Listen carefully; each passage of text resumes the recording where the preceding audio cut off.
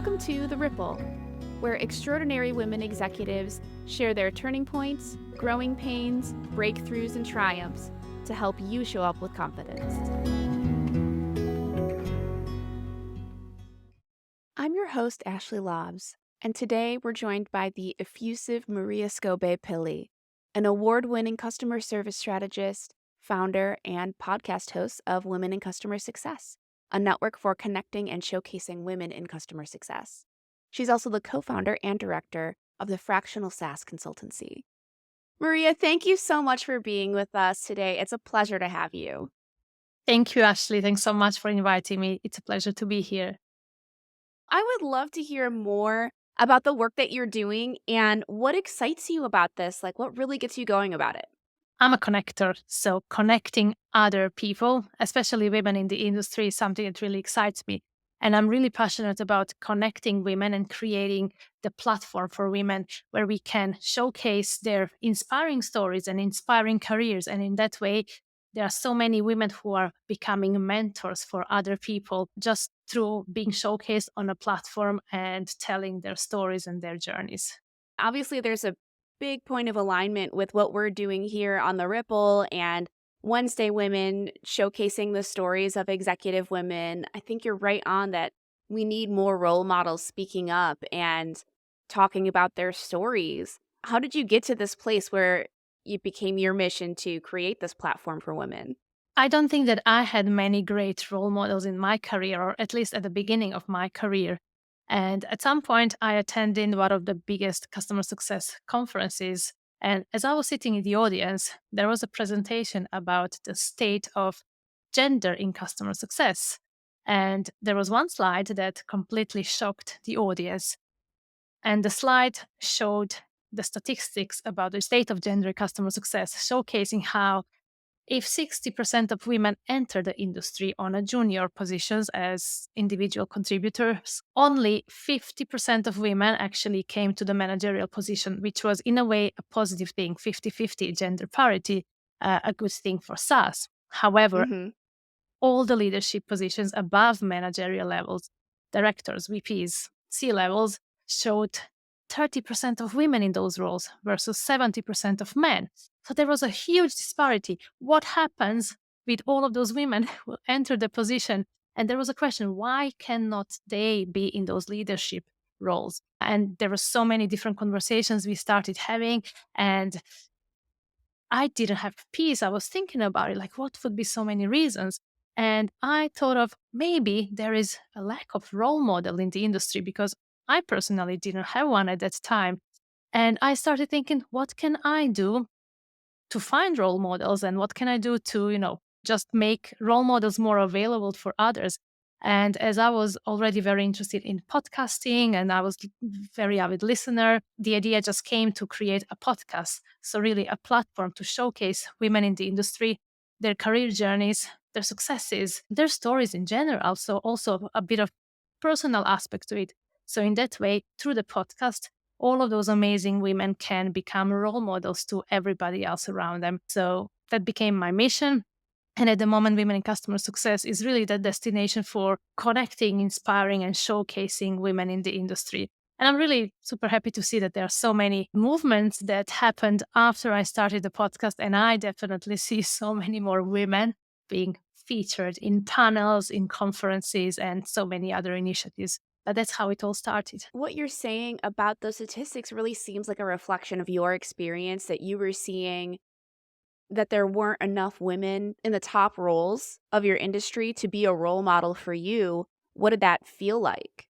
At the moment, back then, it felt very uninspiring, almost thinking, what are we all doing? Where are the women? Why are we not helping each other?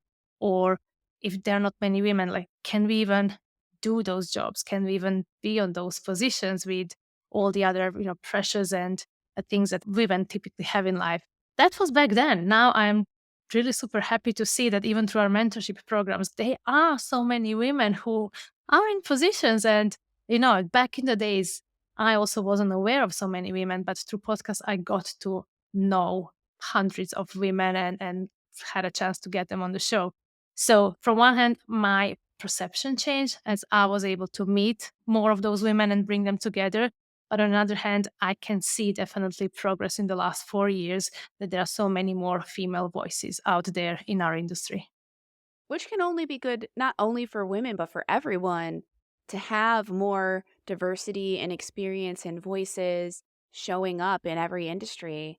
So I think what you're doing is so powerful. And I'm curious, as you started gaining a larger network of women and women leaders in customer success, how did that shape your career? Oh my gosh, in actually incredible ways that I never expected. I was a first-time customer success manager when I started the podcast. That was 4.5 years ago. And soon after, I was getting invitations to speak at conferences and speak at different events, which I didn't really expect because I really felt of myself as being, you know, a novice in the industry. I was just a channel now to bring conversation for other women. I didn't even put my picture on the podcast for the first few years. For me, it was all about those other women.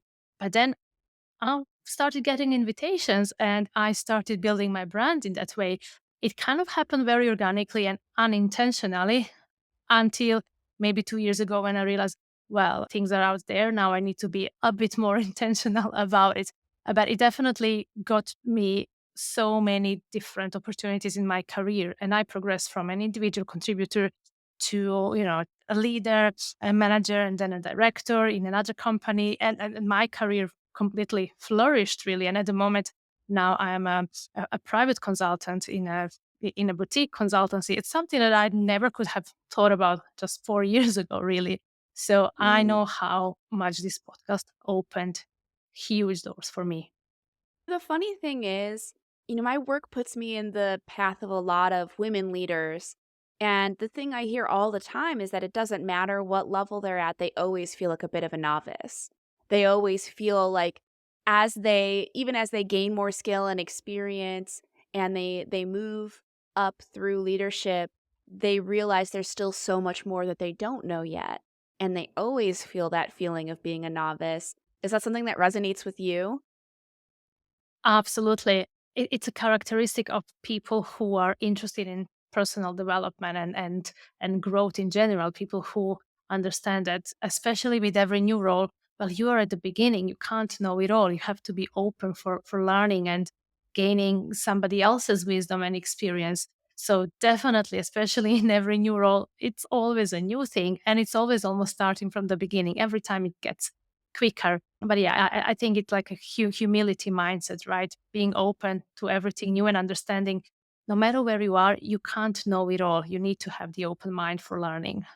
I really like the idea of reframing imposter syndrome that way because I think it's easy to feel that novice feeling as if you don't know everything. You don't have all the answers. There's so much that's unknown, and that can give you that feeling of imposter syndrome.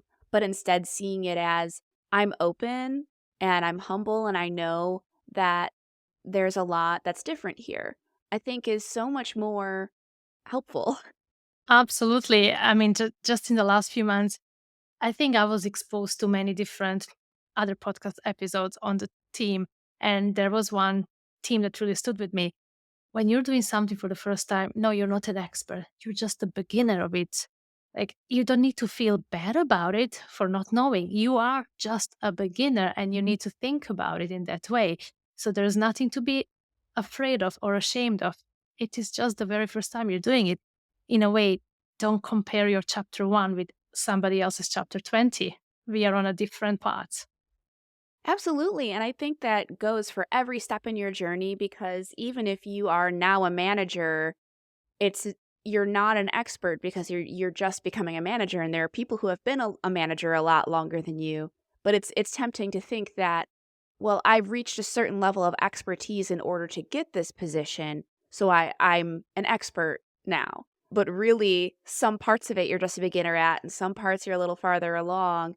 So really being able to see that we're all beginners all the time at something, if we're continuing to grow, that's what we're signing ourselves up for, you know? Oh, absolutely. And especially when you said if you become a manager, for example, which I think is almost the biggest transition of being an expert in one area as an individual contributor, just working on your own. And be really super good at it. But being a manager is, in a way, it's very different skill set for both roles. Beginner mindset is very useful in those situations. Absolutely. So you have this platform with women in customer success, and I think that there are so many of our listeners who are also women leaders and women who want to be leaders. So I'm curious, what have you learned about making the mentor-mentee relationship work well? I think that's something people get lost about a lot. Actually, because of more than hundreds of conversations through the podcast, I have firstly learned how you don't have to have a job title to be a leader and to be considered a leader. There are so many different things that you can do as an individual contributor that really makes you a leader in your industry, a leader in the team, a leader in your company, which is already amazing. Leadership is not the only path through managing people. But if you want to manage people, again, I do believe there is a huge transition that goes from being an amazing expert or having specialized skills in your industry to becoming people manager and start leading the teams. Because if you have great skills in particular field, that is great and it's really useful for a leadership position or people leadership position. But there are so many other skills related to communicating your ideas and coaching your team members and enabling others that very often people just don't have an opportunity to develop through being an individual contributor, to be an expert. So that first transition from being excellent in what you do to becoming good at managing people is really huge. And that's kind of the starting point for all the other subsequent leadership roles. And I think that is a great opportunity for mentorship relationships, regardless of where you are in your career. There is always so much benefit in having a mentor who is either your peer or maybe a little bit ahead, where you can exchange those ideas, where you can get different perspectives from people outside of your organization and really also practice and hone those listening and coaching and leadership skills that you have to. So, for everybody wanting to go into people leadership, if they are individual contributors at the moment, enrolling in some types of mentorship programs is really an excellent way to start working on those skills. Absolutely. And do you have any tips for people who are maybe just getting those mentors? It's like, okay, I have a mentor now. What do I do? That's a great question because very often I have seen people asking, "Oh, I have a mentor. That's it. My career is now sorted." Or people having Yeah. different ideas about what is a mentor. And I would say if you have a mentor, if you're in a mentoring relationship, if you're a mentee, you should be leading it because very often that mentoring aspect is also free. It means somebody's giving you their time. So you should really be very respectful of that, very grateful for the opportunity. And you should lead the conversations, lead with the agenda, lead with questions. Even if you're unsure, what do I ask or what are we talking about? Start with asking people about their career journey, what they learn, almost like having a little podcast session. And then the questions come and you start learning more and more from somebody's experience. But yes, I would encourage whoever wants to get a mentor, be prepared to really be accountable and be grateful for the opportunity and be prepared for it, really lead it. It has to come from a mentee. That's such great advice. I think that will be relevant to a lot of people who are listening, who are looking for those women role models and navigating how to build those kind of mentor relationships that will help them keep moving forward. I want to thank you so much for sharing your story with us today and spending some time with us. If people want to learn more about the work that you're doing with women in customer success, where can they find you? LinkedIn is the easiest way. Find me on LinkedIn, linkedin.com/mspilley, I believe, and on womenincs.co. I also have marijaskobe-pilley.com where you can find out more about me and my programs. Wonderful. Well, thank you so much again, Maria. It's been a pleasure. Thank you, Ashley. It's been wonderful. Thanks for having me.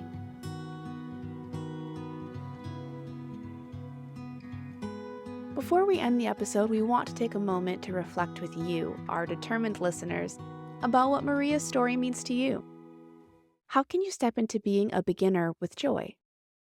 And how can you better collaborate with the mentors in your life?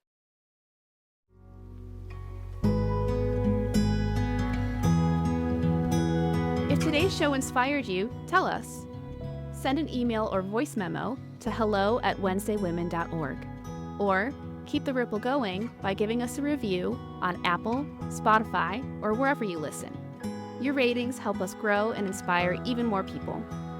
This podcast is brought to you by Wednesday Women, an organization dedicated to increasing the visibility of women executive leaders. Learn more at wednesdaywomen.org. Thank you to our executive producers, Melissa Moody and Leslie Greenwood. Again, I'm your host, Ashley Lobbs, hoping you'll keep the ripple going. Until next time.